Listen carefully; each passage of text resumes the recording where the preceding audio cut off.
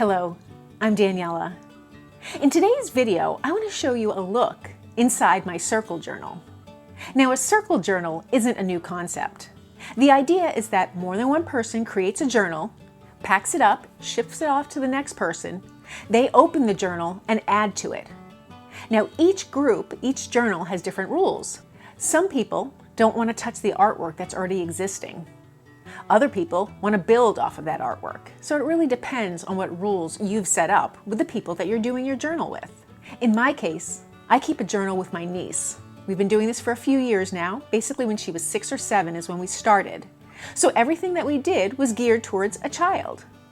Now, I would include my artwork. I'd start by doing 5 or 6 pages, maybe more, maybe less, depending on my mood and how much time I had. I'd wrap up the journal, send it off to Maine, where she would open it and work on it when she could. Sometimes it took us a few weeks to do it, sometimes it took us a few months. Sometimes we only got a journal done in an entire year, but that was okay. We weren't trying to complete a journal, we were really enjoying the interaction we had with each other. So I would make a few pages, I'd make some blank sketches, kind of like a coloring book. She could fill it in if she wanted. I'd write her some words. If she had trouble reading them, her mom would help her. And then we'd send the journal back and forth. And we've continued doing it to this day. I really enjoy this process. It's helped me to become closer to my niece, and it's helped me to get to know her as well. I include different things that inspire me around me in my settings in Florida, and she does the same for me with her setting in Maine. And so it's quite different wildlife, quite different foliage, and it's a really fun experience. Now, you can do this with children beautifully, but you can do this with adults as well, even with a group of adults. And you set the rules. So if you want everybody to have the journal for a week or a month or even half a year, you can, and then you just send it to the next person in the list. Because I'm doing it with my single niece, we just send it back and forth. So I'll show you the first journal we started when she was much younger and the journal we have now. And it's kind of interesting because you can see her evolution as a child growing up to be a young lady. So here's a look inside our journals. So these are a couple of our circle journals that my niece and I have been sending back and forth. We started when she was about 5 or 6, and we've continued to this day. So this is our current one, and this was one of our original ones. She has one, I have one. I think the next time it's hers to keep, and we'll continue doing this as long as she's up for it. So I wanted to show you inside it. Now, the circle journal can be done with anyone. The idea is that you send a journal that you've done a few pages of artwork on. You can write notes, you can ask questions, and you can incorporate different things. I usually send her some art supplies as well, and then she responds in the journal. She takes her time. There's no pressure to do it at any certain time or any length of time. And then she'll write me questions, answer questions, and fill out some of the pages. And the rules are any pages that we create art on, you can enhance, you can leave blank, or you can doctor up as you see fit. Now, this journal just happens to be a paper journal that had a pocket here, so I included notes in the pocket. And then I found this little thing, and I wrote her a note that her mom, I think, may have read to her at the time, and I incorporated some drawings, and then she added some things to it as well. So it was kind of a fun little back and forth we had. Because of her age at the time, she used a lot of stickers, the googly eyes. I'd write the notes back. She would draw me little things, and it was very cute and very enjoyable, and it's something I'll treasure always. So I started out by creating the notebook, and I just drew open-ended letters, Summer 19, and some sketches here. I colored some, she colored some. I drew some more sketches. She added her own to respond to me. She filled in the things here. I think I colored one, she colored the other. I asked her what she liked on her hot dog. It's just little cute things back and forth. Now, I live in Florida and she lives in Maine, so there was a lot of variation in the wildlife and the climate, so we tried to play up that.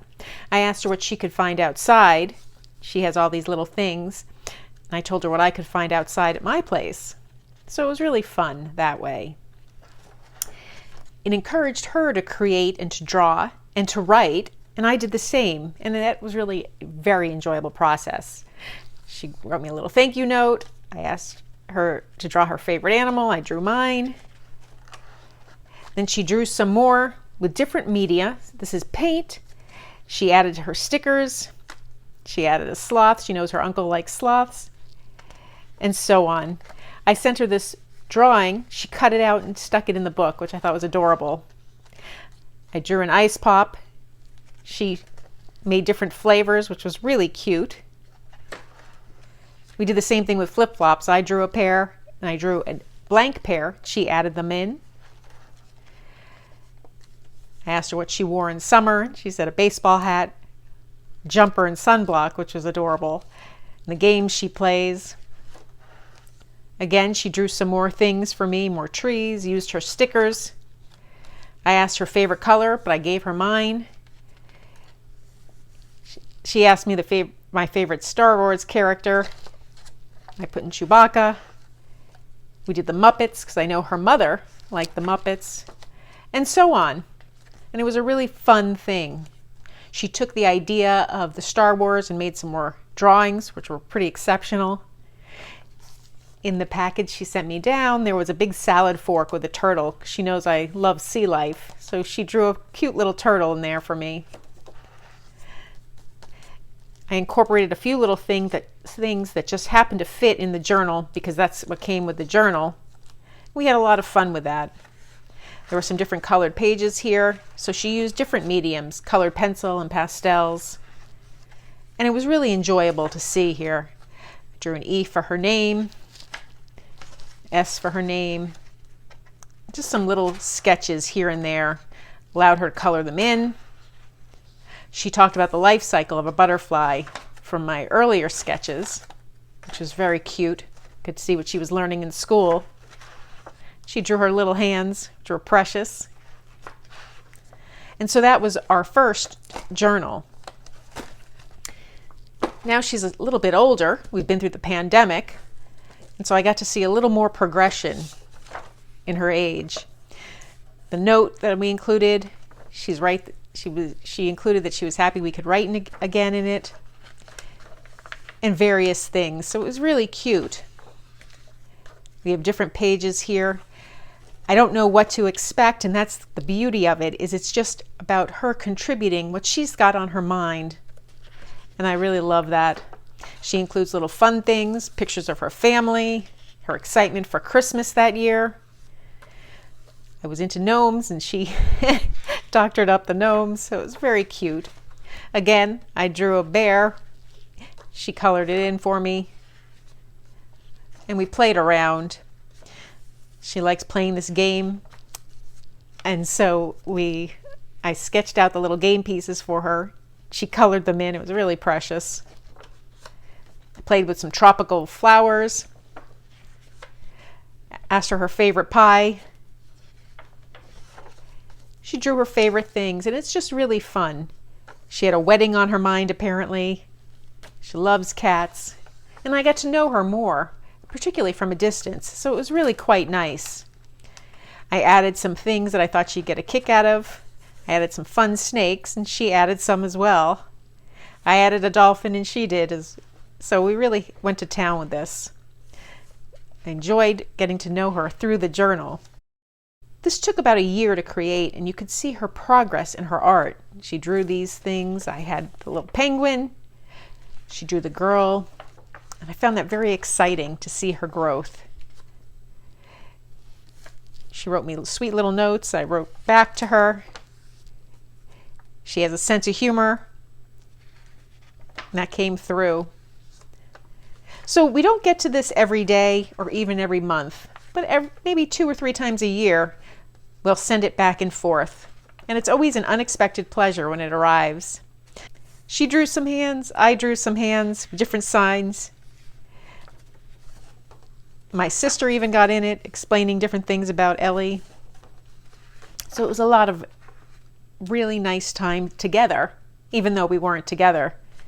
I know she loves living in Maine. She tells me it's her favorite state, so I tried to draw some things about Maine that she might recognize. And she added a few as well. Then we did Florida. She had fun with that, her favorite sea otter. and we just kept it going. So now it's my turn to keep it going, but I get to see her latest installment here. What she likes on her pizza, her favorite movie characters, her version of a frog. And then here are her beautiful drawings. And as you can see, she left them available for me to illustrate further and color in. It's pretty clever. And so I get to look through all her things and see. She can put a little wax paper here so that her paint doesn't make the pages stick together. So I really, really treasure this book. And now I get to add my own pages to it. I'll pack it up, ship it off to Maine, and she'll get to work on it for the next 6 months. So these are the journals that we created. The concept of primarily communication, but through artwork, is really fascinating, and it's really enjoyable. I can see doing this with friends who are a little older, who have a little more things to say, or maybe have different themes about what they want the journal to be about. It would be a great way to explore different ideas, concepts, and even get really deep into thought. If you've ever kept a circle journal, or anything of the sort, comment below and let me know how your process went. I hope you enjoyed this video, and if you did, please give it a thumbs up and be sure to subscribe. Thanks for joining me today.